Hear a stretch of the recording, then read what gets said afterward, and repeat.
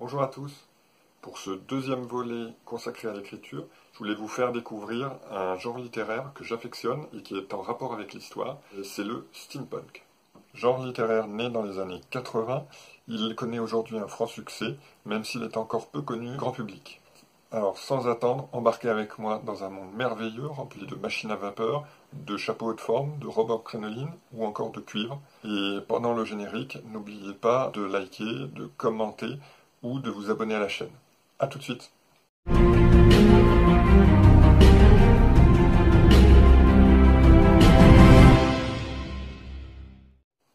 Le genre littéraire est né de la folie de trois auteurs, James Blaylock, Tim Powers et Jeter. En hommage à la révolution industrielle, ils écrivent dans les années 80-90 plusieurs œuvres qui vont donner les codes du steampunk. Le steampunk se caractérise par une intrigue qui se déroule au XIXe siècle ou jusqu'à l'époque victorienne. La révolution industrielle y est omniprésente. C'est pourquoi le charbon, les machines à vapeur ou encore les matériaux comme le cuir ou le bois sont omniprésents. C'est d'ailleurs de cette esthétique que vient le nom steampunk, qui signifie en anglais punk à vapeur ou plutôt futur à vapeur.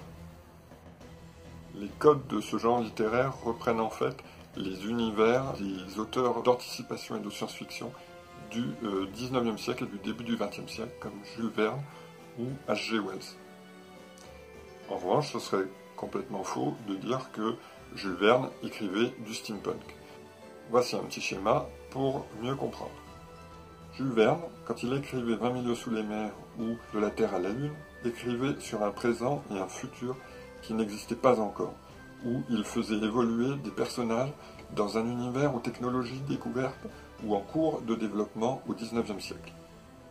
C'étaient des romans d'anticipation ou de science-fiction.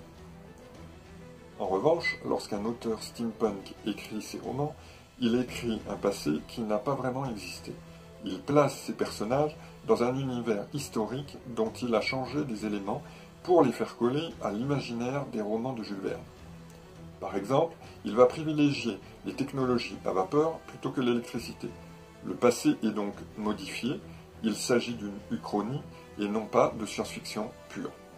On retrouve un décor inspiré de la fin du XIXe siècle, très souvent dans l'Angleterre victorienne, où les chapeaux haute forme et les robes en crinoline sont omniprésents.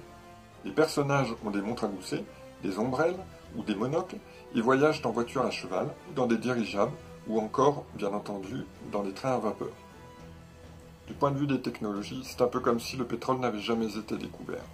Ainsi, toutes les inventions liées au pétrole sont absentes des romans steampunk, comme le plastique ou le moteur à explosion par exemple. De même, là où, dans la vraie vie, l'électricité ou l'électronique ont miniaturisé les systèmes, dans le steampunk, la vapeur et les engrenages grossissent toutes les machines présentes. Les centres d'intérêt et obsession de l'époque victorienne sont également exploités. Égyptologie, Far West, voyage extraordinaire, voyage dans le temps ou encore exotisme. Le steampunk se veut également décalé et rempli d'humour. Ainsi, les dialogues sont parsemés de répliques caustiques et les personnages historiques font des apparitions en guise de clin d'œil. Deux sous-genres se côtoient, le steampunk fantastique qui ajoute toutes sortes de créatures et le steampunk scientifique qui fait la part belle à la vapeur et aux engrenages ainsi qu'aux inventions tout droit sorties de l'imaginaire des écrivains. Venons-en maintenant à l'œuvre steampunk. Les premiers auteurs du genre étaient principalement anglophones. Ce n'est que vers 1999 que l'engouement gagne la francophonie. Ainsi, entre 2003 et 2015, Pierre Pével va publier le cycle Ambremer, plus tard rebaptisé le Paris des Merveilles, dans lequel on retrouve l'esthétique steampunk transposée au Paris de l'Art Nouveau. L'auteur y a imaginé un monde uchronique où se côtoient humains et créatures fantastiques. Serge Broussolo, auteur de policiers et de fantastique, a également écrit Les Inhumains, une enquête policière au cœur du Paris romantique du XIXe siècle sur les meurtres étranges de sculpteurs célèbres de l'époque. On peut également citer Cécile Duquesne et sa série Les Foulards Rouges qui se déroule sur une planète bagne imaginaire, ou encore Catherine Loiseau, dont la série La Ligue des Ténèbres explore le voyage dans le temps dans le Londres des années 1880. D'autres médias ont également exploité le genre steampunk.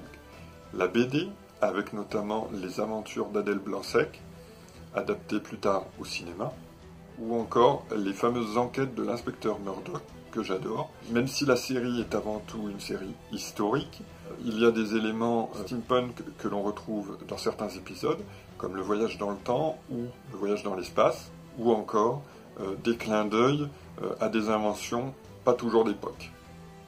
Voilà pour cet aperçu du steampunk, j'espère que ça vous a plu, et on se retrouve pour un prochain billet très bientôt.